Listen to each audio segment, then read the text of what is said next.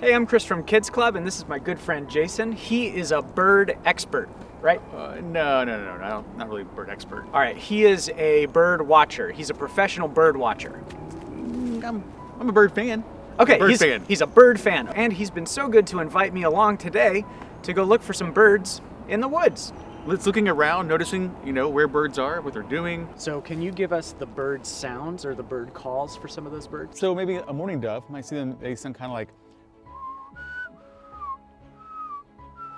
or a cardinal. Maybe a crow, you might hear. So come along with us and like and subscribe. Let's do this. I hear a wren. Is it out that way? That way, yeah.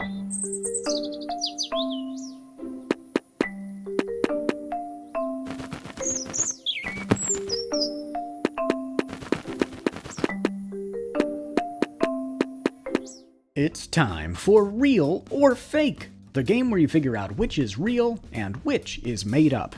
Here are 3 weird bird names. 2 of them are ornithologically, ornithology is the study of birds, real, but one of them is completely fake. Which of these is a fake weird bird name? The Great Tooter, the Horned Screamer, the Chakalaka. Think you know the answer? Let's make it easier. We'll reveal one of the real bird names. The Horned Screamer is known as the unicorn of the bird world, and they sound like this. Now we're down to the Great Tooter and the Chakalaka. Which is real and which is fake? Boom! The Chakalaka is real! It comes from South America, and its name means the tattletale. Maybe because they sound like this. He did it. So if you said the fake bird name was the Great Tooter, you're totally right.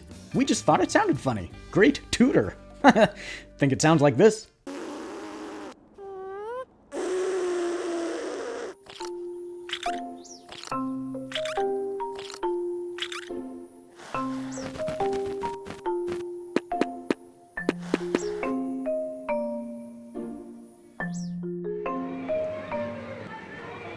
Jesus' most famous sermon is called the Sermon on the Mount. It's called that because, well, he was standing on a Mount 10 when he gave it. It's still here in Israel, called the Mount of Beatitudes. Let's go. Look at this place. It's beautiful up here. There's the Sea of Galilee where Jesus walked on water. There's Capernaum, one of the towns where Jesus lived. And way up here, away from the boats of the seashore and the noise from the city, the grass is soft. These rocks are perfect for people to climb up and sit down, and you can hear the waves and feel the breeze. Jesus was teaching a huge crowd of people, and he needed a place where everyone could sit down and hear him speak. So he climbed up this mountain, and everyone followed him up. Jesus said that the way most people see the world is backwards. But Jesus said, "Blessed are those who show mercy. They shall be shown mercy. Blessed are those whose hearts are pure. They will see God.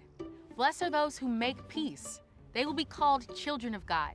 He told them God cares about what's inside the heart, not what's outside.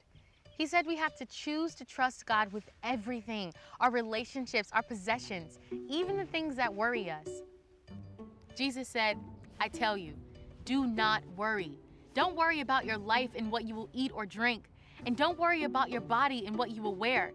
Isn't there more to life than eating? Aren't there more important things for the body than clothes? Look at the birds of the air. They don't plant or gather crops. They don't put away crops in storerooms. But your Father who is in heaven feeds them. Aren't you worth much more than they are? Can you add even 1 hour to your life by worrying? And why do you worry about clothes? See how the wildflowers grow? They don't work or make clothes. But here is what I tell you. Not even King Solomon in all his royal robes was dressed like one of these flowers. If that is how God dresses the wild grass, won't he dress you even better? So don't worry. Don't say, what will we eat, or what will we drink, or what will we wear? People who are ungodly run after those things. Your Father who is in heaven knows that you need them. But put God's kingdom first. Do what he wants you to do. Then all those things will also be given to you. So don't worry about tomorrow. Tomorrow will worry about itself. Each day has enough trouble of its own. Now, you don't have to be on this mountain in Israel to feel worried. I worry about stuff all the time. Sometimes I worry about what my life will look like in the future, or whether or not people think I look like a loser, or even if people like me. Jesus reminds me that there's always going to be something I can't control, something to worry about. But God is in control, and He's good. That doesn't mean I never get worried, but it does mean I can practice trusting God.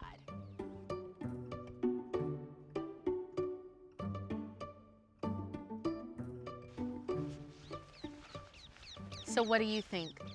What gets you feeling worried or anxious or depressed? What's like the mount in your life, the place that helps you calm down? Are there things like flowers or birds that just by looking at them, you can remember to trust? Is it easy or hard for you to believe God is going to take care of you?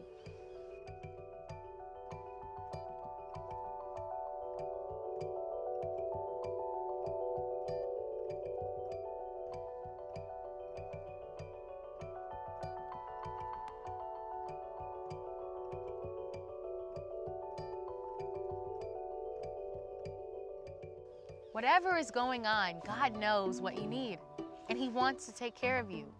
And that's true wherever you are.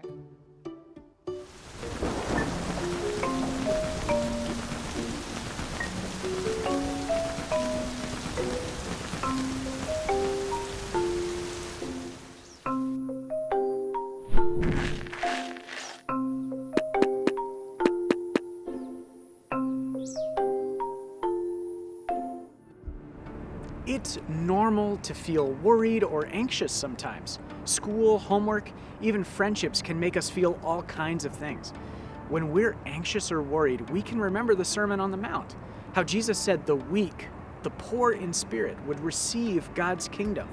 And when we feel anxiety about whether God will take care of us in the future, Jesus says, "Look at the birds of the air. They don't plant or gather crops. They don't put away crops in storerooms, but your Father who is in heaven feeds them. Aren't you worth much more than they are?" Jesus says, feeling worried? Do some bird watching.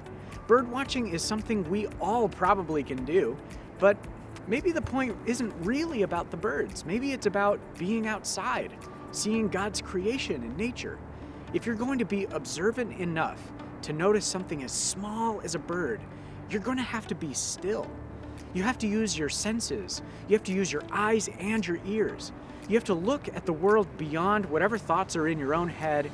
And when you find a bird, you can think to yourself, that bird is alive right now, just like I am.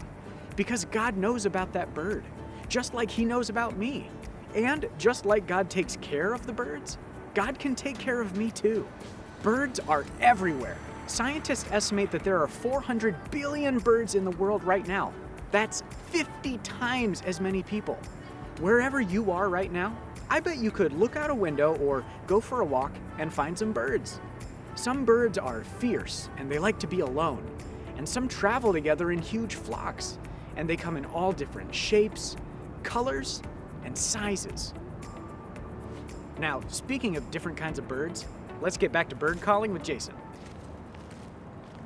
Now, do robins have a unique call? They do. It's actually a really cool call, but I can't actually make it. We were thinking about you.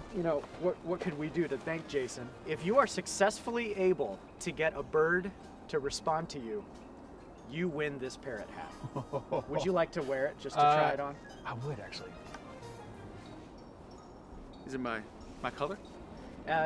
It's a lot of Something? colors. We have some different bird call whistles for you. No way. Try for a Look at hop. that right there. A Canada goose call. I know we're not in Canada right now, but we're close enough. Like we might see a Canada goose today. And then we've got this tiny one. But this is official. This is Audubon. This is good gear right here. So Audubon is somebody named Audubon. Maybe his name was James. He was famous because he would paint pictures of birds. He would go places. He was a naturalist, and he would go places. And so we know a lot about birds from the past, even birds now that are extinct, because Audubon himself saw these birds, studied these birds, and then made paintings of these birds. So where to? Oh, let's head this way. See, I think Jesus spent a lot of time outside anyway, and I think he was fond of what God had created, especially for birds. You have to kind of just watch and notice, and it takes some time to see what they're doing. And I think for birds especially, they're spending all day long trying to find food. Like they're not, not going to a store. There aren't any bird feeders out in the wild.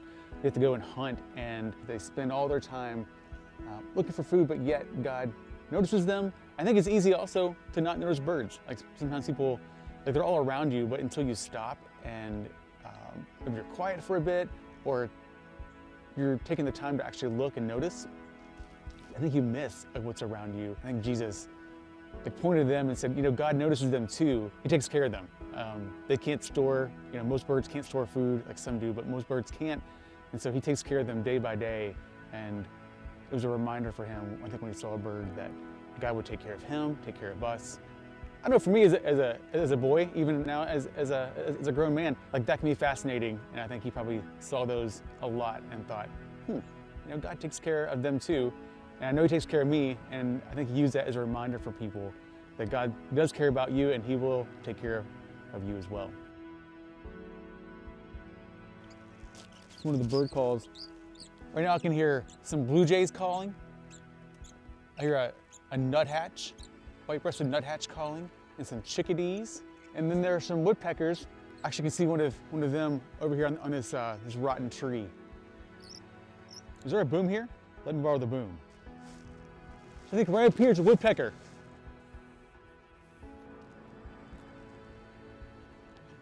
Right here, red-bellied woodpecker. You see him? Got it.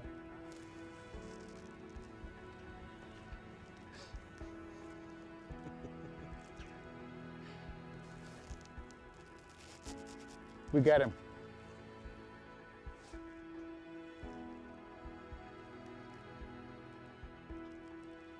So this is a hawk call. We're gonna see what we can try to find around here. I know I see and hear hawks near here. And oftentimes when a hawk shows up and starts to make noises, it gets really quiet. And other birds don't, they don't move, they don't make noise because they don't want to be seen by the hawk. This is sweet. Isn't that great?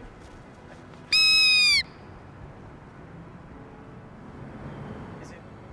I think I heard it. Back that way. And today was fun.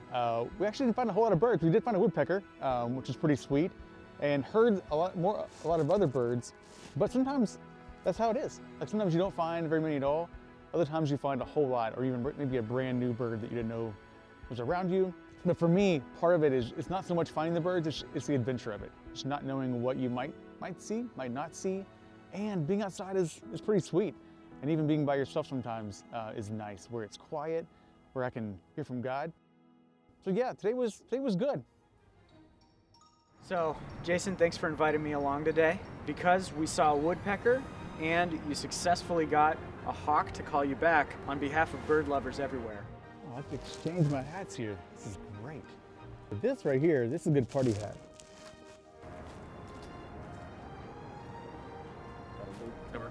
Cool. That's our thumbnail. Okay.